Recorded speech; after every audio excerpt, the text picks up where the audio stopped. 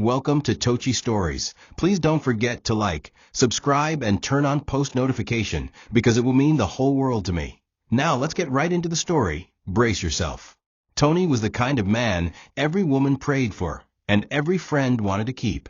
At just 34, he had already risen to the position of operations manager at one of the top supply chain companies in Lagos. His hands were blessed. Anything he touched prospered. But what made Tony exceptional wasn't his job or earnings. It was his heart. Born and raised in struggle, he knew the taste of hunger and the sting of disappointment. So when he found success, he didn't keep it to himself. He didn't just pull himself out of poverty. He dragged his entire family, and Sharon's too. Sharon, his wife, had been nothing when he met her, just a simple girl with dreams too big for her environment. But Tony believed in her, supported her mother's surgery, paid her younger brother's school fees, and built a small business for her father. He didn't flaunt his kindness, he lived it. When he smiled, the world calmed. And when he called Kelvin brother, it was with the sincerity of blood. Kelvin had been Tony's best friend since their early 20s, tall, fair, and smooth-talking. Kelvin had charm and confidence, but no real direction until Tony stepped in. When a position opened up at Tony's company, it was Tony who pulled the strings, stood before HR, and got Kelvin in. Within months, Kelvin proved capable and climbed fast. Together, they worked, laughed, and shared everything, except Sharon. Or so Tony believed. Kelvin would often glance at Sharon a little longer than necessary, always with a smile that didn't reach his eyes.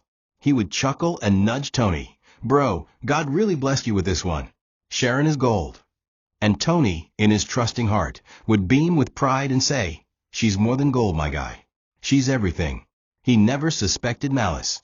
He never doubted the man who once took a beating with him during NYSC. In Tony's world, loyalty was sacred. In Kelvin's world, loyalty was a tool, something to wear like perfume and discard when no longer useful. Sharon was happy. At least, that's what the world saw. She glowed in Tony's love, admired in her tailored gowns, adored by her in-laws, and respected by Tony's colleagues. She often visited Tony at the office with jollof rice or a goosey soup in carefully wrapped flasks, teasing the front desk ladies with her cheerful smile and chatting with the junior staff like family. She had no airs. She had no pride, or so it seemed. She would walk into Tony's office, adjust his tie like a schoolboy, kiss his forehead, and whisper, "I just want to see you smile." To the casual observer, their love was unbreakable. To Kelvin, it was something to envy, something to slowly poison with subtle charm and calculated care. And Sharon, though oblivious to the dark desires behind Kelvin's loyalty, always giggled at his jokes, always smiled a little longer than necessary at his compliments. She never imagined that one day, those tiny cracks in the wall of loyalty would shatter everything. Tony had always believed that a man was nothing without loyalty. He trusted Kelvin not just with his secrets, but with his dreams. There were nights they sat on Tony's balcony, sipping malt and roasting suya, talking about their plans to build an empire together. Kelvin would run logistics, while Tony handled operations. "We'll be unstoppable," Tony would say, full of fire, like brothers building from scratch. And Kelvin would nod, raising his cup, saying, "To blood, loyalty, and greatness." But what Tony didn't know was that while he toasted to loyalty, Kelvin toasted to opportunity, and that opportunity wore red lipstick and bore the name Sharon. Kelvin admired her silently, hungrily, masking it as respect. Every time she laughed, he cataloged the sound. Every time she hugged Tony at work, Kelvin's heart darkened with envy. He told himself he was only admiring from afar, but admiration turns to obsession when unchecked. And Kelvin was a man unchecked. The company saw both men as a dynamic duo. Kelvin's promotion to assistant regional coordinator came just after Tony recommended him for the role.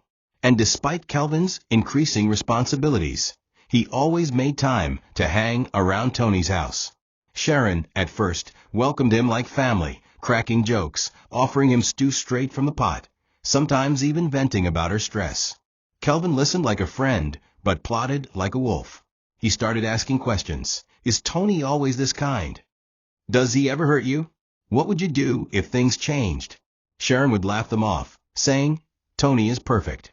But Kelvin knew the seed was planted. He didn't need to rush. Time would do the rest. And so he lingered, always just close enough to be needed, never close enough to be suspected. Sharon never saw it, not then. Not until everything Tony was began to unravel. Tony, blissfully unaware, continued to live in the illusion of brotherhood. He once told Sharon, "If anything ever happens to me, promise me you'll let Kelvin look out for you. He's the only man I trust." Sharon promised. But promises are like candles. They burn brightly until the winds of circumstance blow too hard. And that wind began to blow the day Tony left home for a business trip, with Kelvin driving right behind him, waving cheerfully. Sharon had waved too, barefoot at the front door, her wrapper tied carelessly, hair in rollers, smiling at her husband and his friend as if nothing in the world could touch their peace. She didn't know that moment would be the last normal morning they would ever share. That the next time she'd see Tony, he'd be fighting for his life. And Kelvin? He wouldn't be waving anymore. He'd be standing closer than ever, whispering comfort with hands that had waited too long to strike. Sharon was never the type to fake love. At least not at first. Her love for Tony had been real, raw, and breathless. She had come from a place where a sachet of water was luxury, and meat in soup was a celebration. Tony changed all of that. He didn't just lift her, he elevated her entire bloodline. And for a long time, that gratitude manifested as devotion. She was the type to cook his meals herself, not because there were no housemaids, but because she believed her food carried her love. She'd iron his shirts even when he insisted she shouldn't. She'd sit on his lap, whisper prayers over his head when he was stressed, and make silly jokes just to see his dimples. She loved him, in her own way, in the beginning. And every time she visited him at work, carrying flasks of rice wrapped in lace wrappers, the office ladies would smile and say, "Madam Sharon, you're spoiling our Oga, oh." And she would laugh and say, "He deserves it." But devotion is easy when life is soft. It's easy to give when your hands aren't tired, to serve when your heart is full, to love when everything flows without resistance. Sharon didn't know it, but her love was never tested by fire, only comfort. She had never had to love Tony in the storm, only in sunshine. And as the months passed and comfort became expectation, she unknowingly began to confuse Tony's gentleness for weakness. He would ask for water, and she would frown playfully. He would need a hug, and she would say later. She still smiled, still showed up, still kissed him goodbye, but something underneath was starting to shift. She didn't notice it then. No one ever does, until the storm hits. The storm came like lightning on a clear day. Tony's car accident changed everything. The man who used to stand tall now lay unconscious in a hospital bed, hooked to machines, silent and pale. Sharon fell apart. Her world cracked. For days, she camped at the hospital, crying in the waiting room, sleeping in chairs. She prayed, fasted, and begged God. Kelvin came every evening, bringing food, clothes, sometimes even her favorite Zobo drink. He sat close. He whispered, "You're strong, Sharon. You're doing so well. I'm here for you, for both of you." She leaned into that comfort, unaware that a line was being crossed, that the foundation beneath her was shifting. She still wore her wedding ring. She still touched Tony's hand. But deep in her heart, fear whispered, "What if he never wakes up? What if this is your life now?" And in that vulnerable silence, Kelvin stayed, closer than he should, longer than he must, waiting. The rain that morning had no thunder, no warning. The clouds above Lagos loomed in quiet grayness, as if they themselves were holding their breath. Tony had kissed Sharon on the forehead and said, "I'll be back by noon." She had smiled, still in her wrapper and bonnet, cradling her morning tea. Kelvin had honked from the driveway, waving as Tony stepped into his car. It was supposed to be a simple business trip to inspect a supplier's warehouse just on the mainland. Tony was never reckless on the road. But fate didn't ask for permission that day. A brake failure, a swerving tanker, a loud crash that echoed in the ears of witnesses long after the ambulance arrived. The call came in just as Sharon was peeling yam. Her hands froze. The knife clattered. "He's in emergency," they said. "Come now." That was all she heard before she ran barefoot into the rain. Kelvin met her at the hospital gates. The hospital corridors became her world. Cold, sterile, and filled with words that made no sense. Contusions, spinal trauma, coma. Sharon sat beside Tony's bed, clutching his limp hand, whispering, "Please don't go. I need you." The man who once held her so tightly now lay still, tubes feeding his veins, machines breathing for him. Sharon didn't leave his side for days. She cried until her eyes hurt. Nurses brought her food she couldn't eat. Friends called, but she didn't answer. Only Kelvin remained. He visited every day, bringing food she never touched, helping her with clean clothes, making soft jokes to distract her from her tears. At first, his kindness felt like light in a dark tunnel. He was supportive, present, and warm. But gradually, his hand would linger too long on hers when comforting her. His compliments grew deeper, more personal. "You're so strong, Sharon. Any man would be lucky to have you." She brushed it off, but those words lingered. And as the days turned to weeks, Sharon's emotions blurred. She wasn't betraying Tony, not in her mind. She was simply leaning on the only shoulder that hadn't collapsed under the weight of her sorrow. But the truth was far darker. Kelvin knew what he was doing. Every prayer he whispered beside Tony's bed, every tissue he handed Sharon, every long glance he gave her when she wasn't looking, it was all calculated. He never rushed her. He just stayed long enough to make himself irreplaceable. One evening, Sharon found herself crying in the corridor, and Kelvin wrapped his arms around her. She didn't resist. "It's going to be okay," he whispered, his lips too close to her ear. "You're not alone." She nodded, eyes swollen. That night, as she lay beside Tony's lifeless form, she cried not just from fear, but confusion. Something had shifted inside her. A door had cracked open, one she never planned to open. But it had, and now there was no turning back. When Tony finally opened his eyes, the light above him stung like fire. His body felt like stone. He tried to move, but nothing responded. He blinked, confused. The last thing he remembered was Kelvin's car pulling off ahead of him, and a blinding flash of steel from an oncoming vehicle. Now machines beeped around him, and Sharon's tear-stained face hovered above. "You're awake," she screamed, hugging him tightly before pulling back. The doctors rushed in, checking his vitals. Tony managed a hoarse whisper. "What happened?" The words burned.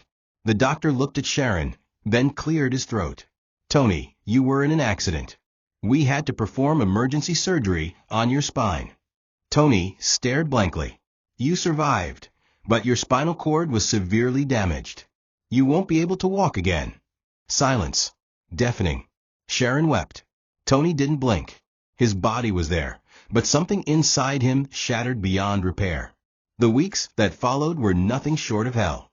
Tony remained in the hospital bed, staring at the ceiling, barely speaking. The man who once jogged every morning, danced to high-life music on Saturdays, and lifted his wife effortlessly in his arms, could now barely move his legs. He screamed once, just once, when the realization hit him. The nurse ran in. Sharon tried to calm him, but nothing could calm the storm brewing inside. "I'm useless now," he muttered daily. "I'm finished." Sharon tried to remain strong. She brought him his favorite pepper soup. She read him scriptures. But slowly, her visits grew shorter. Her voice lost its warmth. She still wore her ring, but her eyes avoided his. She changed his clothes, helped him clean, and smiled out of duty, not love. Her heart was present, but her soul had begun to detach. She told herself it was just fatigue, but she didn't want to admit that something inside her had already walked away. Kelvin kept visiting, sometimes with flowers, sometimes with wristwatches for Tony he'd never wear again. "You'll bounce back, bro," he'd say. "We'll get you the best therapy. You're a warrior." Tony would nod weakly, thankful, but unaware of the poison dripping into his home. Sharon started spending more time outside the hospital. She stopped sleeping on the chair beside Tony. Kelvin offered to drive her home on nights she was too tired. Tony never suspected a thing. He only saw his brother and his wife, two people he trusted most, trying to help him. But what he didn't know was that while he lay broken, Another bond was forming. Sharon laughed more around Kelvin. She cried less when Tony wasn't around. And when she looked in the mirror, she saw not a grieving wife, but a woman slowly redefining herself. And that scared her more than she could say. Home was no longer a place of warmth for Tony. When he was discharged and wheeled into his living room, nothing felt familiar. The walls were the same, but they echoed differently now. The bed felt colder. The chairs were too high. Even the rug seemed to mock him. Sharon did her best, at first. She set up his room for accessibility. She bathed him, fed him, and tried to smile. But it wasn't long before resentment seeped through the cracks. "Tony, I'm not your nurse," she snapped one morning after he asked her to help him shave. He apologized, voice trembling. I can't do it myself," she sighed. "You used to be so strong," she muttered under her breath. Those words cut deeper than his injury. He tried to hold on, tried to be patient, tried to believe love could survive the storm. But the days stretched into weeks, and Sharon's compassion faded like old perfume. Kelvin now visited more than ever. He'd bring gifts, new clothes for Sharon, hairpieces, perfumes. Tony thought it was generosity. Sharon accepted them too easily. She started dressing up more, leaving the house for hours. When Tony asked where she was going, she would reply coldly, "Out. I need to breathe." Sometimes she wouldn't cook. Sometimes she'd return smelling of alcohol. The woman who once knelt beside him to pray now barely acknowledged his existence. One evening, Tony heard her on the phone laughing, a laugh that once belonged to him. When she walked past him, he smelled a man's cologne. But he said nothing. He didn't want to believe it. He convinced himself it was stress. But even lies can't hold water forever. And the truth was beginning to bleed through. At night, Tony cried silently. He hated the wheelchair. Hated the way people pitied him.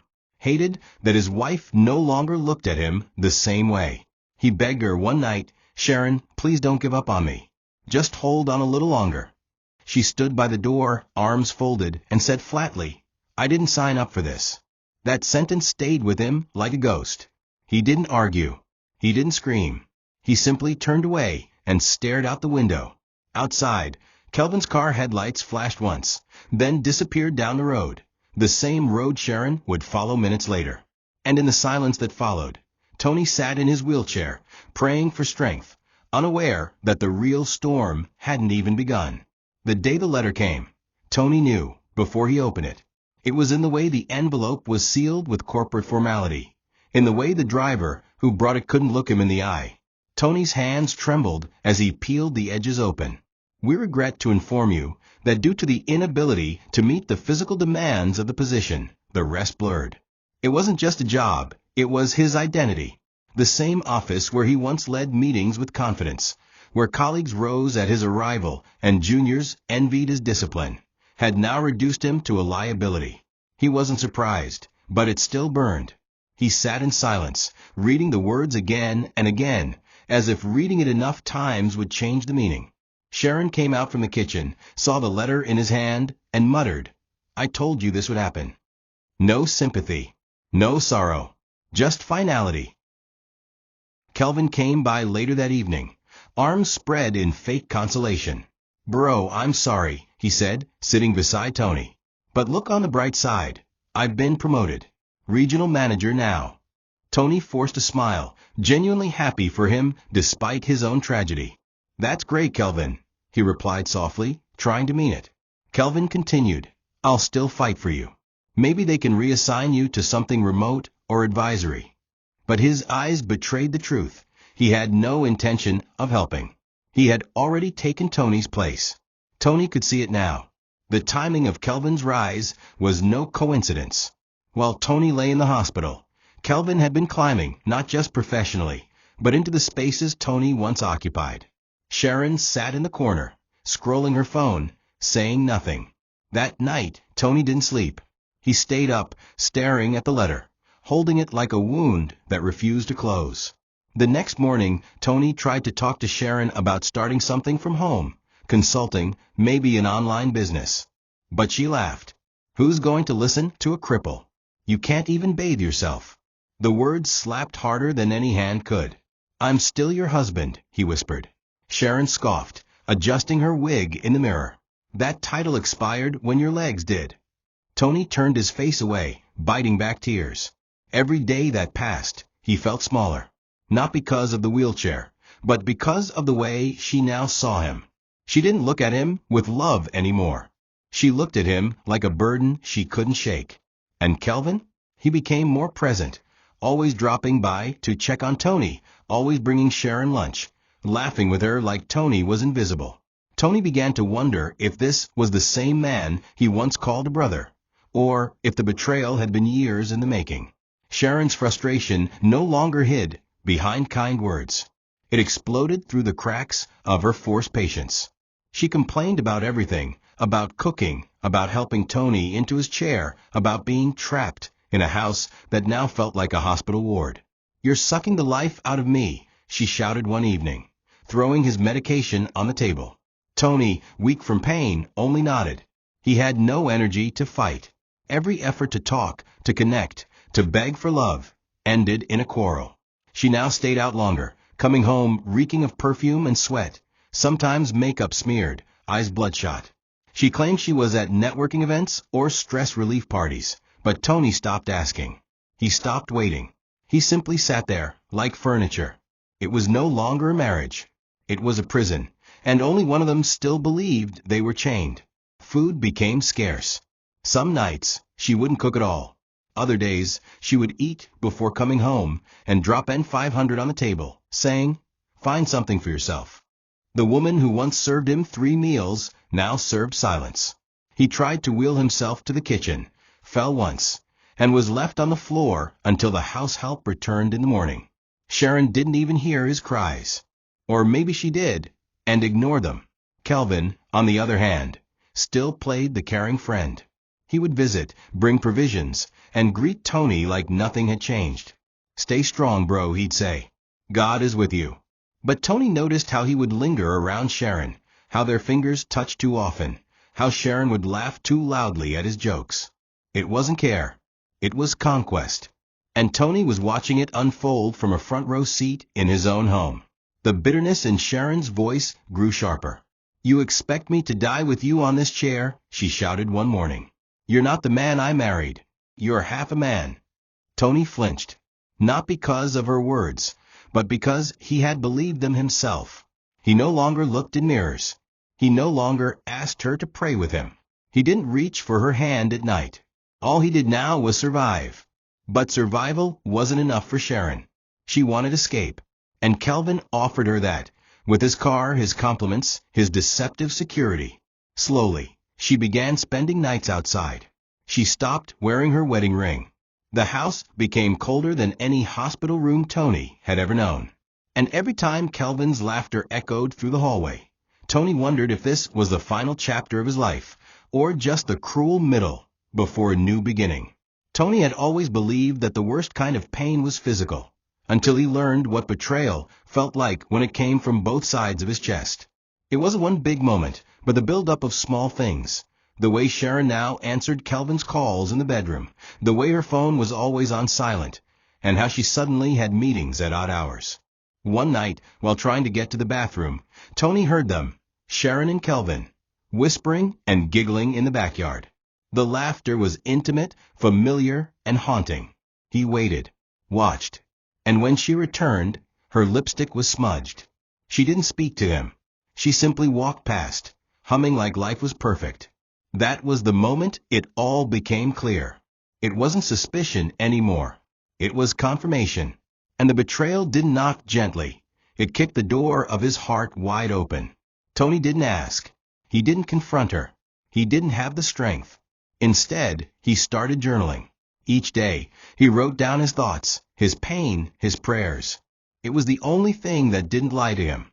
The betrayal of Sharon was one thing. But Kelvin? The same man who ate from his table, who held the Bible with him during vigils, who Tony once called my son's godfather. How could he do this? Tony remembered once saying to him, "If I ever die, take care of Sharon." Now it seemed like they had interpreted that as a blessing. The worst part was the acting. Kelvin still came into the house, hugged Tony, prayed over him, and said, "I'm here, bro." I got your back. The mask was convincing. But Tony could see through it now. Every word, every prayer, was laced with poison. Then came the ultimate wound. One night, after a particularly long absence, Sharon returned home late, drunk, barefoot, and laughing. When Tony asked where she had been, she snapped, "With the man who still makes me feel like a woman." The words shattered the final part of Tony's soul that was holding on. "You're not my husband anymore. You're just an obligation." She stormed into the room and slammed the door. Tony sat in the dark for hours, motionless. Even the tears wouldn't come. Only silence, the kind that feels like death. That night, he stared out the window for hours, watching the city lights blur behind the tears. He didn't cry. The man who once gave everything, his strength, his heart, his future, was now left with nothing but a chair, a roof, and the echo of the two people he trusted most laughing in the room next door. The day she handed him the divorce papers, she didn't blink. Sharon didn't cry. She didn't hesitate. She stood over him in the living room, a crisp manila envelope in her hand, and simply said, "It's time we stop pretending." Tony, seated in his wheelchair, looked up at her like a man watching his house burn while still inside it. "Sharon, what is this?" he asked, voice already cracking. She dropped the envelope on his lap. "A clean break," she said, arms folded. "I want out, Tony. You can't keep holding me hostage with pity." The silence in the room thickened. Outside, a bird chirped, mocking, almost. Tony didn't speak. He opened the envelope, his hands trembling, and saw the stamp of the court. His name. Her name. The cold language of legality. "You're leaving me?" he whispered. "After everything?" Sharon didn't flinch. "I didn't sign up for this kind of life." The betrayal didn't come solely from the divorce. It came from the way she said it. Without emotion. Without acknowledgement of all the sacrifices he'd made. The surgeries she underwent. He paid for them. Her family's rent, her mother's medication, her sister's wedding. All Tony.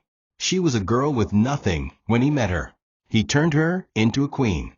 And now, she stood in front of him like he was a stranger blocking her doorway. "I know this is hard," she said, as if offering comfort. "But Kelvin makes me feel alive again. I deserve happiness." The name stung. She didn't even bother to hide it anymore. Kelvin. His best friend. His right-hand man. "He was supposed to protect you," Tony muttered, eyes filling. "Not take you from me." Sharon rolled her eyes.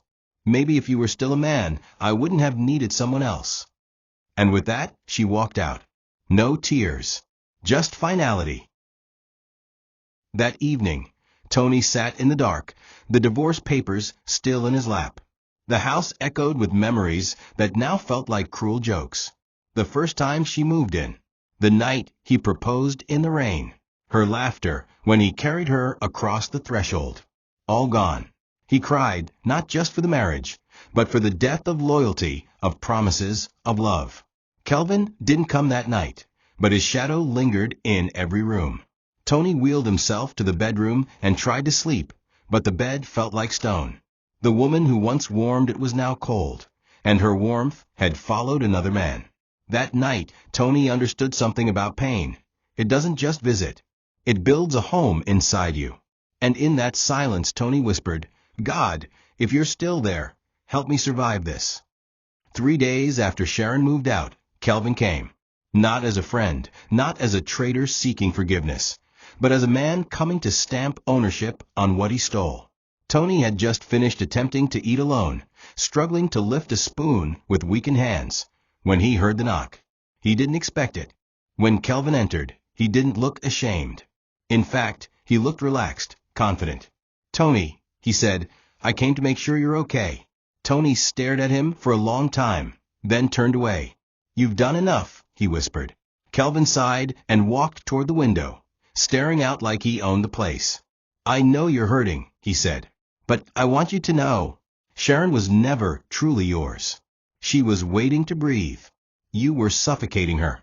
Tony's head snapped up. "I gave her my life, Kelvin. And you were supposed to be my brother." Kelvin shrugged, unmoved. "She needed a man who could still carry her, laugh with her, touch her. You stopped being that man the moment you lost your legs." The words sank like knives. You see, bro, Kelvin continued, pity doesn't build relationships. Sharon wants more than prayers and wheelchairs. She wants life. Tony blinked, fighting tears, his chest burning. And you think this makes you a man? He asked. Kelvin smiled. It makes me smart. For a moment, the room was silent. Then Tony said something he hadn't said aloud. You can have her. But I promise you, betrayal doesn't go unpunished. Maybe not by me, but by life. Kelvin chuckled. Still quoting your motivational lines, I see. Well, quote this, she's mine now. And you, your history. And just like that, he walked out, leaving Tony in the rubble of everything he had once trusted. That night, Tony didn't cry. He didn't scream. He didn't pray.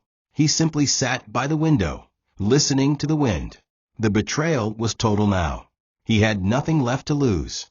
And in that nothingness, something was born, a seed. Not of revenge, but of resolve. He began to imagine a version of himself that could rise again. Not for Sharon, not to impress anyone, but to reclaim the man who had been buried under pity. He wheeled himself to the study, pulled out a dusty notebook, and began to write. He wrote about pain, loss, anger. Then he flipped to a new page and began to plan. Something. Anything. He would not let this be the end. They thought he was finished. But buried seeds don't die, they wait. And as the moon lit his quiet room, Tony wrote his first line, I will rise. The days that followed were a silent war, not of guns or fists, but of will. Tony barely spoke to anyone. He ate what he could manage. He stopped calling old friends. Most had faded away already.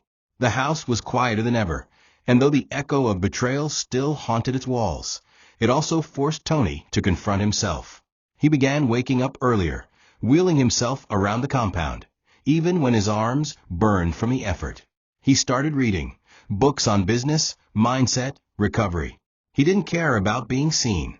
There was no audience, no applause, just pain and purpose. The neighbor's young son, Hugo, noticed. One day he ran to his mother and said, Mummy, the sad man next door is moving again.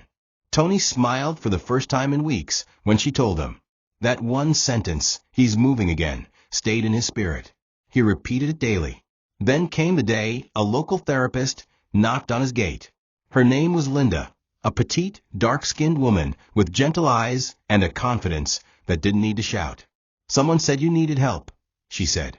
Tony almost refused, but her calm voice and stubborn persistence won. The first sessions were painful. She pushed him. She didn't coddle. If you're going to survive, she told him, you have to fight like the man you used to be, or better.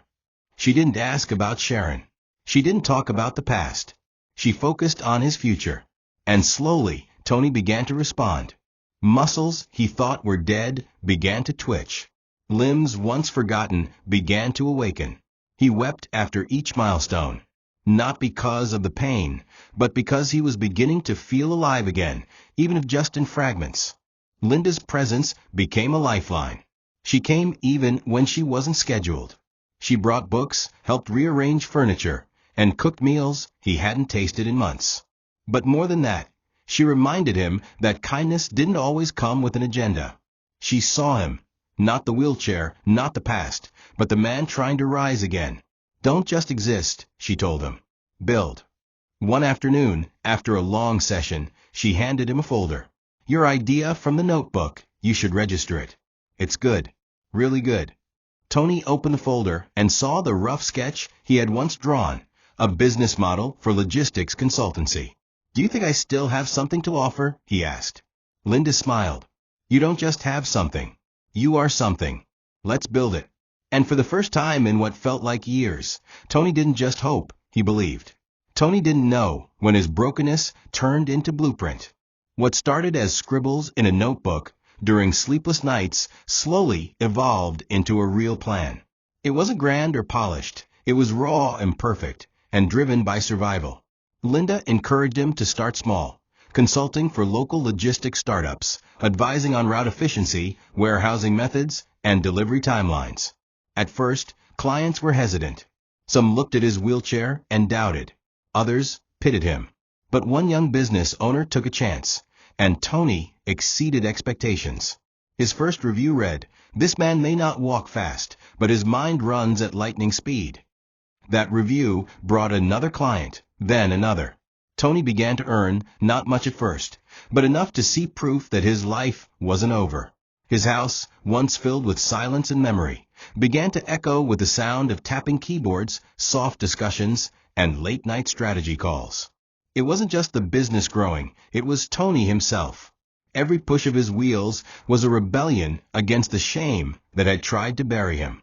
He began training his upper body, slowly regaining strength.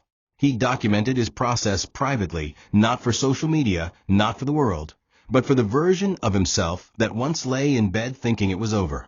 Linda remained by his side, not as a savior, but as a steady hand. She never overstepped, never pushed for more than he could give, but she believed fiercely. "You're allowed to break," she once told him, "but you're not allowed to stay broken." Those words became a silent anthem in Tony's heart. He stopped measuring his worth by his legs and started measuring it by his resilience, his ideas, his voice. And gradually, the boy who once cried at night for what he'd lost began to smile for what he was building. But healing doesn't erase pain. There were nights Tony would still wake up in cold sweats, hearing Sharon's voice, replaying Kelvin's betrayal. The ghosts hadn't left, but he had learned how to live among them. His wheelchair became less of a cage and more of a companion. Every contract signed, every satisfied client, was a nail sealing the coffin of the man they thought they'd destroyed. He was not only rebuilding a career, he was rediscovering dignity. And as the business began to break even and show signs of profit, Tony sat by the window, looking out at the same streets where his life had once shattered, and whispered, "I'm not done." He didn't know how far he would go yet, but for the first time in a long time, he had a direction. And that direction was forward. Linda never asked for credit. She never called herself his savior, never reminded Tony of all the times she stayed late or brought him food when he couldn't feed himself. She simply showed up with consistency, not noise. In a world where so many people had shown Tony conditional love, Linda was different. She didn't flinch at his scars. She didn't look away when his hands trembled. She wasn't impressed by his past success, nor was she repulsed by his current limitations. She saw the man behind the pain. And for Tony, that meant everything. He wasn't ready to love again, not yet. But in Linda, he found something purer than romance, companionship. The kind that doesn't come with expectations, just quiet presence. One evening, while they sat reviewing client feedback, Tony looked up and asked, "Why do you still come here?" Linda smiled and replied, "Because you don't know how powerful you are yet. But I do." Their bond deepened, not through dramatic gestures, but through small, sacred moments. The way she helped him transfer to his training bench without making him feel helpless. The way she listened when he vented about feeling like less of a man. The way she let him cry and didn't try to stop it. Linda became his mirror, not reflecting who he was, but who he could be. When the first major client offered a 5-month consulting contract, it was Linda who organized the onboarding documents, streamlined his emails, and helped him deliver the first successful pitch. "You're not just back," she said afterward, "you're better." And for the first time, Tony believed it. He had lost his wife, his friend, his legs, but in that loss, he found a different kind of grace. One that doesn't come from love stories or pity, but from rising after being shattered. One afternoon, Linda brought him a gift. It wasn't expensive, a simple leather wristwatch. "You used to wear one in all your old photos," she said. "It's time you wore it again." Tony stared at it, the weight of her words heavier than the watch itself. Time. That's what had been stolen from him, and now returned. As she fastened it on his wrist, he felt a strange emotion stir. Not love, not yet, but hope. The kind that makes you want to live again, not just exist. He looked at her, eyes glossy, and whispered, "Thank you for not giving up on me." She placed her hand over his and said, "You never gave up on yourself. I just reminded you." That evening, as the sun dipped below the horizon, Tony realized that sometimes healing doesn't come in fire or thunder, but in quiet hands, steady hearts, and the unwavering presence of someone who chooses to stay. It happened quietly, without cameras, without applause. Just a wooden bar, two therapists, and Linda standing by the door. Tony had been training for weeks now, building upper body strength, learning to transfer weight, fighting to reactivate muscles that doctors once said were done forever. The progress was slow, agonizingly so. Every inch gained came with tears and tremors. But Tony refused to quit. He pushed, groaned, prayed, fell, got back up. Linda recorded none of it. She just watched, cheering silently with every centimeter he moved. And then one morning, the therapist said, "Let's try." They fitted braces. Tony's hands gripped the bar. His arms trembled. Sweat poured from his neck. But then his right foot moved. Just a little. Then the left. Not a walk. Not even a full step. But it was movement. Controlled, intentional movement. The room went still. Tony looked up at the mirror across the room and saw it. Himself, standing. He wept. No shame. No pride. Just raw, unfiltered emotion. The therapist clapped. Linda covered her mouth in silent joy. Tony didn't shout. He didn't call anyone. He simply breathed in deeply, chest heaving, and whispered, "Thank you, God." For a man who had once believed he would never stand again, that moment was resurrection. That evening, as they returned home, Tony sat quietly. Linda drove, stealing glances at him. "You're unusually quiet," she said. He smiled. "I'm just listening to the sound of victory." And truly, that's what it was. Not loud, not dramatic, but steady. Healing doesn't always come like a flood. Sometimes it comes like a drip, day after day, until you look up and realize you're walking again. Tony began attending therapy more consistently. His business started attracting attention. Clients trusted him not just for his brain, but for his story. People saw resilience in his eyes and wanted to be part of it. That night, alone in his room, Tony stood with support and faced the mirror. His reflection was no longer a stranger. His beard fuller, his eyes calmer, his shoulders broader. He had become a man forged by fire, betrayal, and silent nights.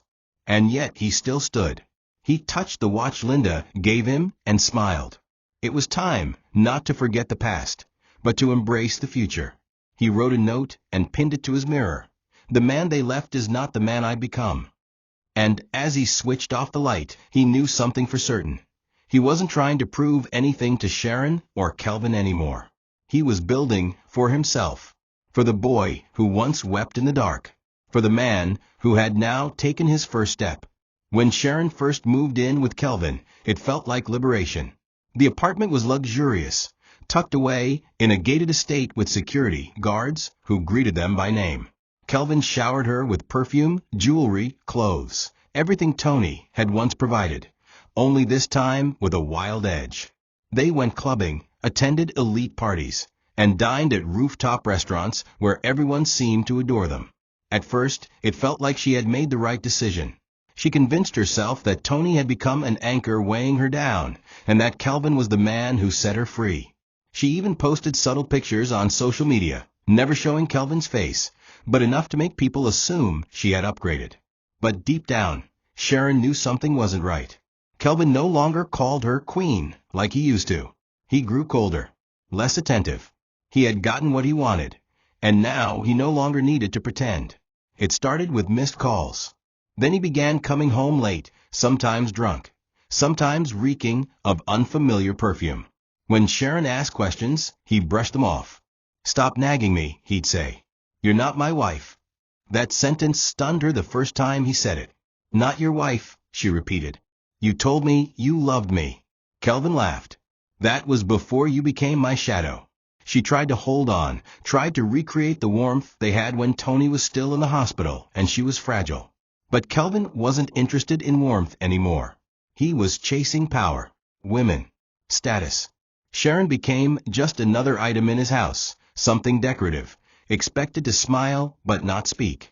When she confronted him again after seeing explicit texts from another woman on his phone, he slapped her so hard she tasted blood.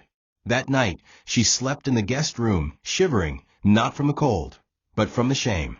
The abuse became routine. Whenever she questioned him, he hit her. Sometimes in front of his friends, sometimes behind closed doors. And still she stayed. Why? Because pride wouldn't let her crawl back to Tony. Because she had burned the bridge and convinced everyone that she was living her best life.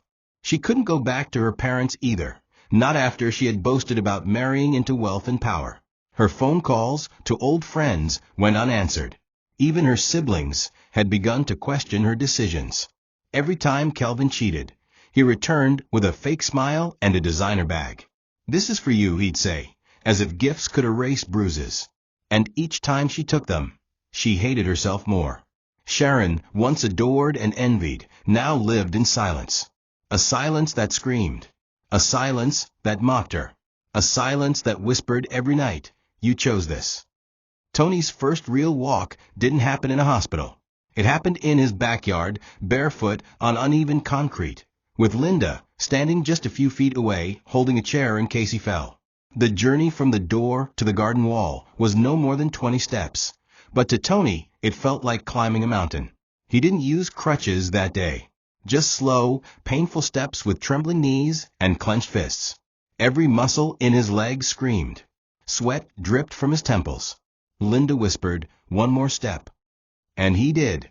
Then another, until he reached the wall and collapsed into the chair she had placed there. He laughed and cried at the same time, overwhelmed. "I did it," he gasped. "You did," Linda nodded, kneeling beside him. "And tomorrow we go even farther." It was a moment no one saw, no cameras, no applause, just a man and the woman who believed in him when no one else did. From that moment forward, Tony's recovery took a new shape. He no longer identified as crippled. He was still healing, yes, but his mindset had shifted. He began returning to the gym, working with a private physiotherapist alongside Linda. His legs strengthened. His balance improved. And slowly, the wheelchair became something he used sparingly, not a necessity. The day he walked into his home office unaided, his team burst into applause. His story had already begun to circulate, not through flashy media campaigns, but through word of mouth. Clients admired his determination, and his business flourished. He upgraded from his room to a full office. He hired more staff. Tony didn't just bounce back, he soared. Every file he signed, every contract he negotiated, became another piece of a life he was building without the two people who thought he'd never make it. But beyond the business, something deeper was changing inside him. He no longer lived to prove Sharon or Kelvin wrong. He lived to prove to himself that he was more than the wheelchair, more than the betrayal, more than the pain. He began to smile again, not fake smiles, but the kind that start in your soul. Linda noticed. "You're lighter," she said one evening after a walk. "You're free." And he was. Free from the shame. Free from the bitterness. He still remembered Sharon, yes, but her memory no longer controlled him. He had forgiven her in his heart, not for her, but for his own peace. And as he stood before his mirror one morning, fully upright, adjusting the tie of his first speaking engagement, he whispered to himself, "They thought I was finished. But this is only the beginning." News of Tony's success began to spread like wildfire. Not because he boasted, but because people couldn't believe it. "Is that not the man who was paralyzed?" they whispered. "Didn't his wife leave him for his best friend?" They were stunned when they saw him walk into events, tall, proud, commanding the room with grace and strength. The same man who once needed help to bathe was now a guest speaker at logistics seminars. His company had gained recognition for its efficiency and personalized systems. What made it special wasn't just the service, it was the story behind the service. Clients said things like, "If Tony can rise, what excuse do we have?" He became a symbol of quiet resilience. He didn't share revenge quotes or post about betrayal. He simply worked, walked, built, and smiled. His name began to appear in conversations that mattered. Respect returned, but not just from the world, from himself. Meanwhile, Sharon's world was collapsing. Kelvin had grown more distant, now openly seeing other women, no longer bothering to hide his infidelity. He started withholding money, locking her out of accounts, making her beg for basics. And when she resisted, he reminded her that she had nothing in her name. "You left your cripple for me," he'd laugh. Now you're mine, until I'm done with you. The abuse grew more physical. One night, after a brutal beating, she packed her bags and left. No farewell. No final words. Just bruises and a shattered ego. She returned to her family home in shame, her mother barely recognizing the pale shadow of the woman she once was. She didn't talk for days. Then one morning, while scrolling on her old phone, she saw a photo, Tony, standing beside a new delivery van with staff wearing branded shirts. He was smiling. She dropped the phone and burst into tears. Back in his office, Tony stared out his window, unaware of Sharon's breakdown. He had long stopped wondering where she was. His mind was on the future, on expansion plans, partnerships, and maybe the possibility of loving again. Linda entered with 2 cups of coffee. "You're quiet," she said. Tony smiled. "Just reflecting. It still feels like a dream sometimes."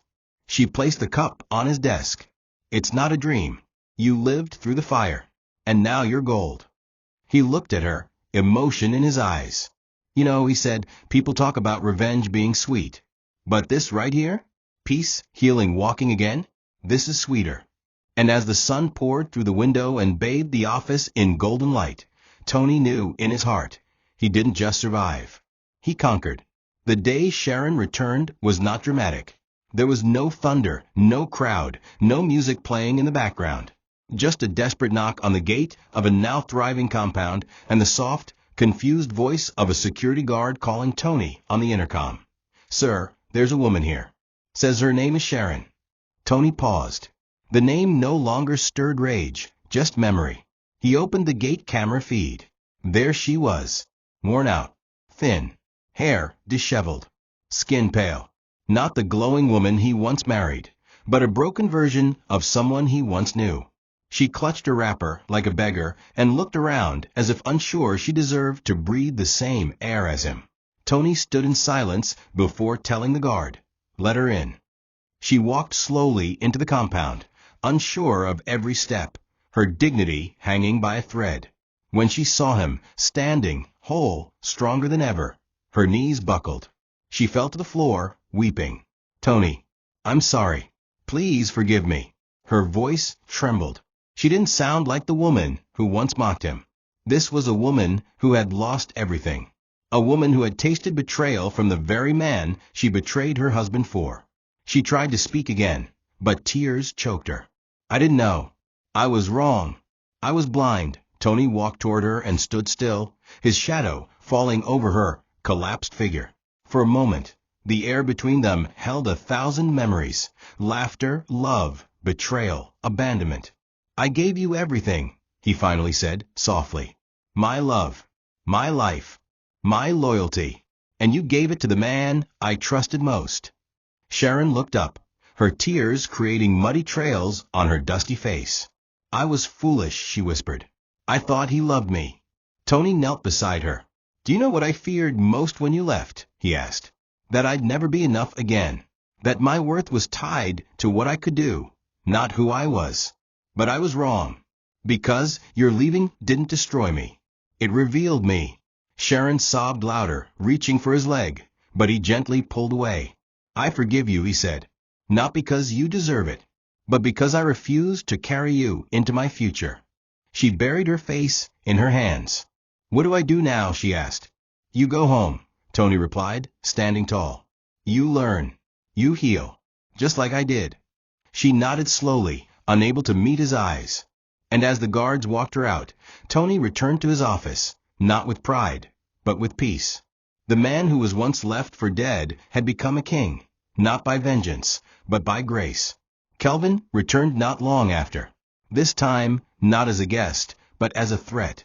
Word of Tony's success had spread to every corner of the city. His recovery, his company, his influence. It burned Kelvin like acid. The same man he mocked and stole from had now become everything he tried to be. And so he came. Stormed into Tony's office uninvited, eyes bloodshot, fists clenched. "You think you've won," he spat. "You think just because you're walking now you're better than me?" Tony didn't flinch. He stood, calm and unmoved. "You were never the enemy, Kelvin," he said quietly. "You were the lesson." Kelvin lunged forward, knocking over a chair. Linda screamed from the hallway, but Tony raised his hand. Let him speak. Kelvin's face contorted with fury. She chose me. You were nothing. Tony nodded. Yes, and now look at us. You still need to scream to feel seen. Security entered, but Tony gestured for them to wait. What do you want, Kelvin? He asked. Kelvin's shoulders dropped, his voice shaking now. I want what you have, he whispered. The peace, the respect, the life. I lost everything, Tony. The company replaced me. Sharon's gone. I'm drowning in debt. I have nothing. For the first time in a long time, Tony saw not a villain, but a man eaten alive by his own hunger. And you thought you'd find all that by destroying me? Tony asked. You took everything. And it still wasn't enough, was it? Kelvin collapsed onto a chair. I was jealous, he admitted. Of your strength, your heart, your ability to be loved. Tony walked to the window, staring out at the garden where he once took his first painful steps. You never saw the cost, he said. You wanted the crown, but you couldn't carry the weight. Tony turned to Kelvin, now silent and defeated. Leave, he said gently. Not out of hatred, but because my healing doesn't need your shadow anymore. Kelvin stood slowly, nodded, and walked out without another word. As the door closed behind him, Tony sat quietly. He felt no triumph, no joy, only closure. Linda entered and stood beside him. Are you okay? She asked. I am, he replied. Because I finally understand something. She tilted her head. What's that? Tony smiled faintly. That real strength isn't walking again. It's standing firm when the world thinks you're finished, and rising anyway. As he looked outside at the city that once watched him fall, he knew this was not the end, just the close of one chapter. And what lay ahead would be written not in pain, but in purpose. Watch out for part 2. Thank you for watching this video. What did you learn from this story? Drop it in the comments. Please make sure you like, comment, and subscribe to my YouTube channel TOCHI Stories for more.